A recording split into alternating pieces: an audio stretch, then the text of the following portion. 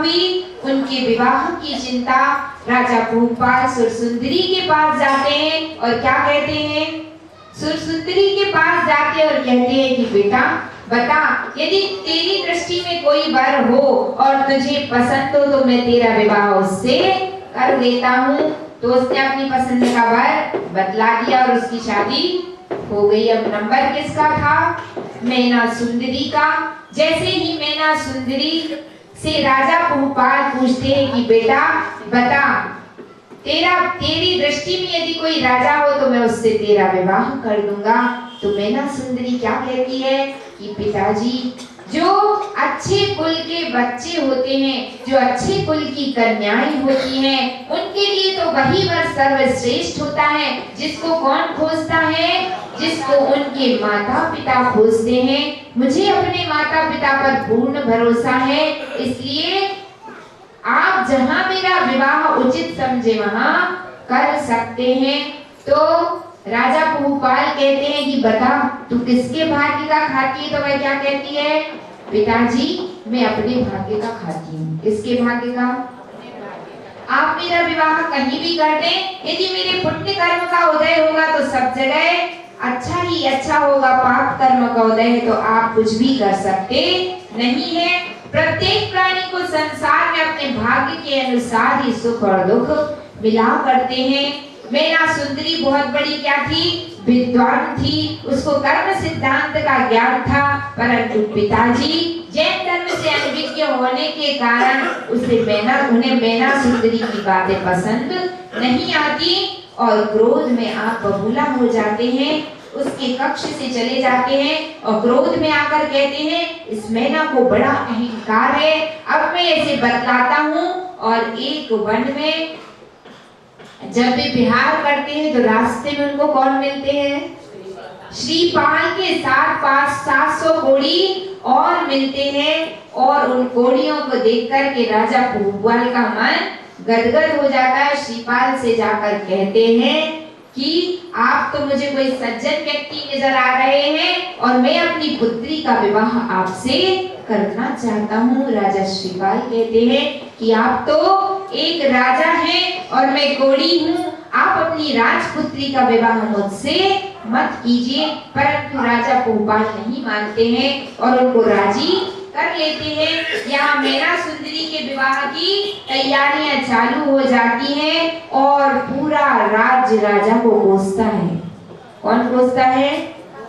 राजा का दिमाग तो खराब हो गया है। जो अपनी इतनी सुंदर कन्या को किसके गले बांधने जा रहा है? एक घोड़ी के गले बांधने जा रहा है। महारानी बहुत रोती है और पूरे महल में कोहराम छा जाता है। एक एक पशु, एक एक पक्षी और बच्चा बच्चा राजमहल का, सबकी आंखों में क्या थे? आंसू थे कि ये कौन सा कहर इस मैना के ऊपर टूटने वाला है। सभी मैना को समझाते हैं कि जा तू अपने पिताजी से क्षमा मांग ले। मैना कहती है कि मैंने ऐसी कोई बात ही नहीं की कि जिसमें क्षमा याचना की बात हो। जो जीवन का अकाट्य सत्य है सो सत्य है, उस सत्य से मैं पीछे नहीं हट सकती और कर्म सिद्धांत को संसार का कोई भी प्राणी झूठा नहीं बना सकता। और मैं अपने सिद्धांतों के विरुद्ध कोई भी शब्द नहीं बोल सकती, क्योंकि वह कौन सी अनुयायी थी? जैन धर्मानुयायी थी। और मैना का विवाह किससे हो जाता है? श्रीपाल से हो जाता है। और आज के समय में यदि किसी बच्चे का ऐसा विवाह हो जाए तो वो अपने माता पिता को इतनी गालियां दे कि जिसका हिसाब नहीं। कि हमें मिले थे गड्ढे में पटकने। आपको एक और घटना, इस घटना के बीच में हम सुना देते हैं। एक लड़की थी, उसकी शादी हुई और जब उसकी शादी हुई, अच्छे परिवार में शादी हुई, तो उसकी जो पिताजी थे वो करोड़पति अरबपति थे। और उसकी जो बड़ी बहन थी, उसकी शादी में पिताजी ने कितने लाख दिए? 7 लाख खर्च किए। और इसको बड़ा गुस्सा आया क्योंकि उसकी शादी में पिताजी ने कैश 1 भी लाख नहीं दिए। लड़का अच्छा मिल गया तो पिताजी ने विवाह कर दिया, उन्होंने कोई डिमांड ही नहीं की। अब उस लड़की ने पिताजी को सत्य घटना सुना रहे हैं आपको। उस लड़की ने अपने पिताजी को फोन लगाया कि आप तुरंत हमारे लिए 5 लाख रुपए भेजिए, क्योंकि आपने बड़ी बहन को तो इतने सारे दिए थे, तुरंत 5 लाख चाहिए, नहीं तो मैं आत्महत्या कर लूंगी। क्या धमकी दी उसने? अगर 5 लाख कैश नहीं भेजे तो मैं क्या करूंगी? अब कौन किसको धमकी दे रहा है? आजकल की बेटियां, बहू ऐसा करती तो फिर भी मान सकते थे पराये घर की है। एक बेटी अपने बाप को धमकी दे रही है कि 5 लाख कैश भेजिए नहीं तो मैं आत्महत्या कर लूंगी। और पिताजी ने भी गुस्से में कह दिया, जा तुझे जो करना है कर ले, तुझे कोई पैसा मैं नहीं दूंगा। और 7 या 8 मंजिला बिल्डिंग उसकी थी और बिल्डिंग की छत पर उसका पति और वह दोनों बैठे थे। पति चाय पी रहा था, एक पार तखत पे बैठा हुआ अपने काम में लगा था और पत्नी उतनी दूर खड़ी थी, ये पूरी छत है, वहां खड़ी थी और वहां खड़े होकर फोन पे बातें चल रही थी। तो पति ने सोचा पिताजी से ही तो बात कर रही है, कोई शंका थोड़ी कर सकता कि अभी कोई दुर्घटना घटने वाली है। और उस लड़की ने क्या किया? उस 7 मंजिला मकान से नीचे गिर करके आत्महत्या कर ली। और जब वह लड़की गिरकर मरी तो अब फंसा कौन? उसका पति फंसा। अब उसने बहुत बयान दिए कि भैया हमारा कोई लड़ाई जाए, क्योंकि 2 दिन तो शादी को नहीं हुए, तो न लड़ाई न झगड़ा न कुछ, और फंसे कौन? सास ससुर। फिर उसके पिताजी ने आकर शायद कुछ ऐसा बयान दिया कि मेरे पास मेरी बेटी का ऐसा फोन आया। फिर जो कुछ भी हुई हो गई घटना, परंतु हम आपको सिर्फ इतना बतला रहे हैं कि आजकल के बच्चों के संस्कार इतने बिगड़ चुके हैं कि माता पिता का सम्मान करना तो दूर है, अगर उनकी डिमांड पूरी नहीं हुई तो सीधी काहे की धमकी देते हैं कि हम आत्महत्या कर लेंगे। और पहले के समय में बहुओं को जलाने इत्यादि के केस मिलते थे। आजकल की दुनिया पूरी पलट गई है, बहुएं तो छोड़िए, है ना, वो तो सब हाफ पैंट पहन के घूमते ही हैं, है ना। लेकिन जो बेटियां रहती हैं वे ऐसे कांड कर लेती हैं तो अंतरात्मा में बड़ा दुख होता है कि आज का संसार कहाँ जा रहा है, हमारी भारतीय संस्कृति कहाँ जा रही है, हमारा जैन धर्म का भी क्या होता जा रहा है, पतन होता जा रहा है। क्योंकि जैन कुल में जन्म लेने वाले भी आजकल ऐसे कार्य करने लग गए, क्योंकि ये घटना भी किसकी है? इसी जैन व्यक्ति की है। तो हम आपको बतला रहे थे कि मैना सुंदरी ने क्या किया? अपने पिता के निर्णय को बहुत आनंदित होकर स्वीकार किया और वह ऐसी हर्षित थी अपने विवाह हो जाने पर जैसे किसी सुंदर राजकुमार से उसका विवाह हो गया हो।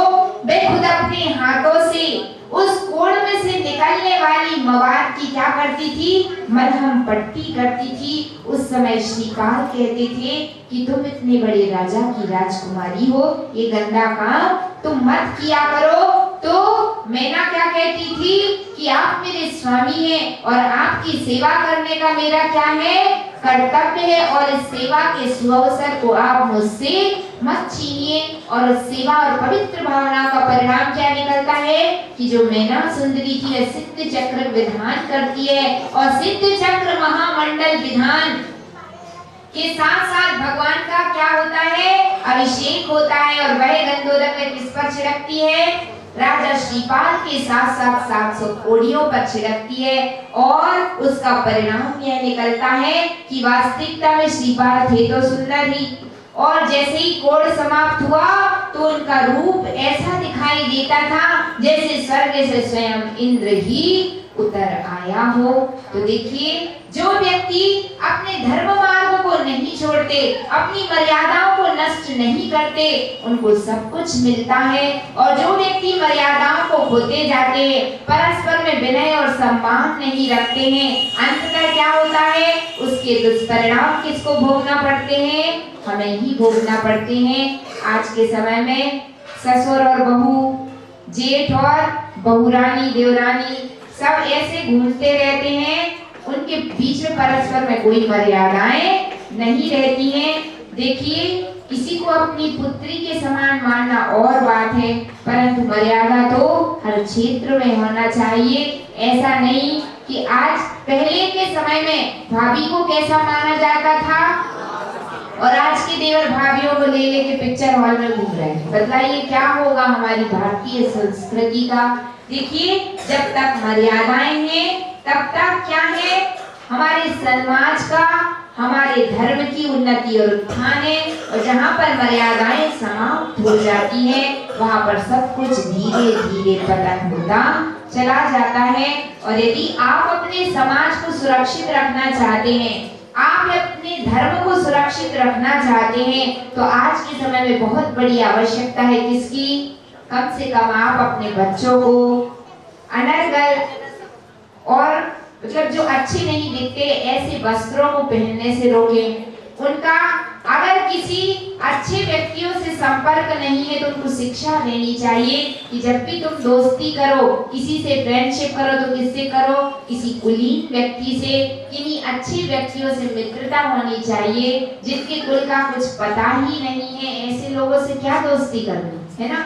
मित्रता करनी तो किससे करो? जो कुलवान हो, जो तुम्हारे जैसा धार्मिक हो, जिसके पास कुछ अच्छाइयां हो और जिनके पास दुर्गुण है। यदि आप दुर्गुणी की संगति करोगे तो क्या होगा? आपके अंदर भी क्या आते जाएंगे? बेसारे दुर्गुण आते जाएंगे। तो अगर आपके धर्म की मर्यादा कौन बनाएगा? पड़ोसी, हिंदू, मुस्लिम, सिख, ईसाई, कौन बनाएगा? आपके धर्म की मर्यादा आपको ही बनाना पड़ेगी। इसलिए यदि आज के दिन आप इतना भी नियम ले लें कि कम से कम हम अपने घर के किसी सदस्य को कैसे वस्त्र, जो वस्त्र अच्छे नहीं दिखते हैं ऐसे वस्त्र पहनने नहीं देंगे। उनको हम उपदेश देंगे कि कम से कम आप क्या पहनिए। यदि आप एक लड़की हैं और आपका विवाह नहीं हुआ है तो आप कम से कम सूट तो पहनिए, है ना?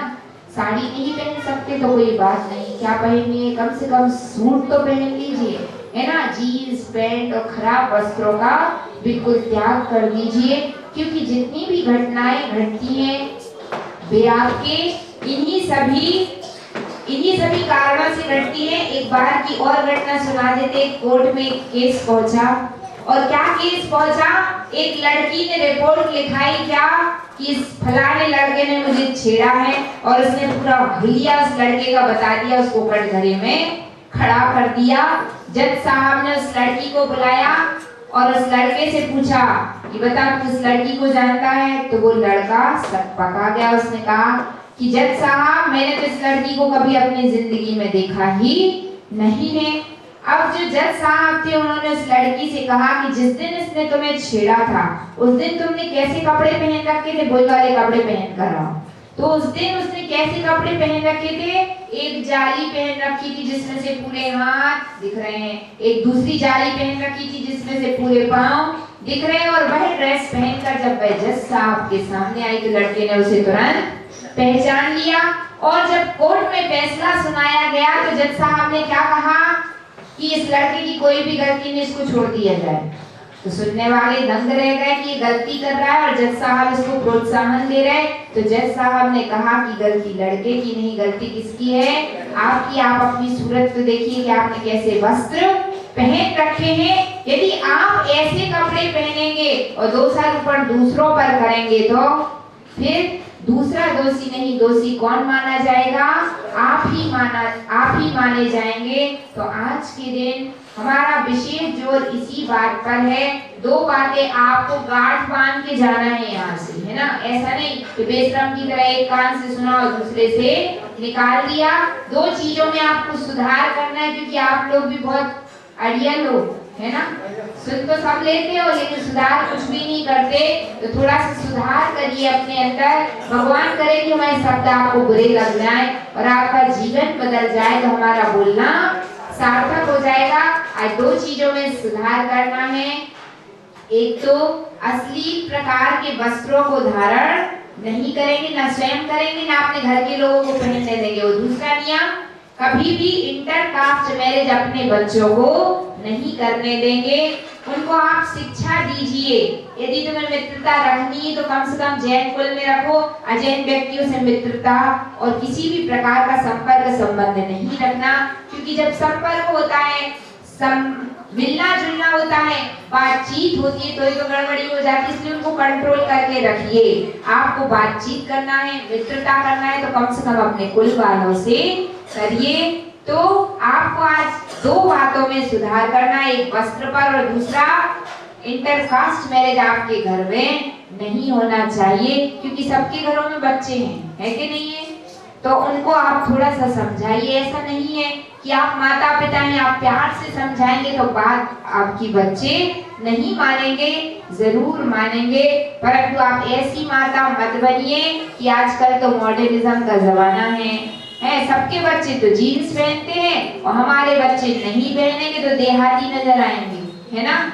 तो ऐसी सोच आप अपने दिलो दिमाग से निकाल दीजिए, क्योंकि जिसके अंदर कुछ क्वालिटी होती है ना, जिसके अंदर कुछ योग्यता होती है, जिसके अंदर कुछ गुणवत्ता होती है, वह कपड़ों से बाहर नहीं आती, वह उसके व्यक्तित्व से झलक जाती है, वह उसके कार्यों से झलक जाती है। बाहर में किसी ने कितने भी सिंपल कपड़े पहन रखे हों, परंतु यदि उसका व्यक्तित्व अच्छा है, उसका आईक्यू पावर अच्छा है, तो बताइए परीक्षा में कौन पास होगा? तुम्हें उल्टे सुलटे कपड़े पहनने से तुम कलेक्टर बन जाओगे क्या? नहीं। जिसके पास इंटेलिजेंसी है वही आगे बढ़ेगा, कितना भी सिंपल रहेगा फिर भी दुनिया सलाम करेगी, तुम्हारे आगे झुकेगी। क्यों? क्योंकि तुम्हारे पास क्वालिटी है। तो अगर अपन यह सोचते हैं कि हम कपड़े अच्छे पहनने से मॉडर्न कहलाएंगे तो उससे कुछ भी होता नहीं। ये हमारी सोच कैसी है? बहुत छोटी है। और आजकल की महिलाओं की ऐसी सोच है, इसीलिए इस बात को हम बार-बार रिपीट कर रहे हैं, क्योंकि वो क्या चाहती हैं कि हमें गांव का नहीं बनना, हमें तो क्या बनना है, हमारे बच्चे भी मॉडर्न और हम भी मॉडर्न। तो भैया मॉडर्न पने के नाम पर आप मर्यादाओं का उल्लंघन ना करें। आप मर्यादा में रहेंगे तो आपका सम्मान है। कहा जाता है कि अपनी इज्जत अपने हाथ, अपनी मर्यादा अपने हाथ। कल दिन कुछ बिगड़े तो दोषी दूसरे नहीं होंगे, इसीलिए क्या करना है? अपनी मर्यादाओं को बनाना है, तभी आज का यह उत्तम ब्रह्मचर्य का दिन सार्थक हो सकेगा। और जिसने इन मर्यादाओं का ध्यान रखा है वे ही आगे चल करके वे ही आत्माएं किसको प्राप्त कर पाई हैं? उत्तम ब्रह्मचर्य धर्म को। और 18,000 शीलों की जहाँ पूर्णता हो जाती है, वह शैलेशी अवस्था कौन से गुण स्थान में होती है आपको मालूम है? 14वें गुण स्थान में। जब अरिहंत देव जो समुद्रण में विराजे उनका गुण स्थान कौन सा है? 13वां। और जब 13वें से 14वें में पहुंचते, जब जाकर के उनके शीलों की पूर्णता होती है और 18,000 शील जहाँ पूर्णता को प्राप्त होते हैं, तो फिर आत्मा को मुक्ति प्राप्त करने में कितनी देर लगती है? आ ई उ रि रि इन 5 ह्रस्व अक्षरों को बोलने में जितना समय लगता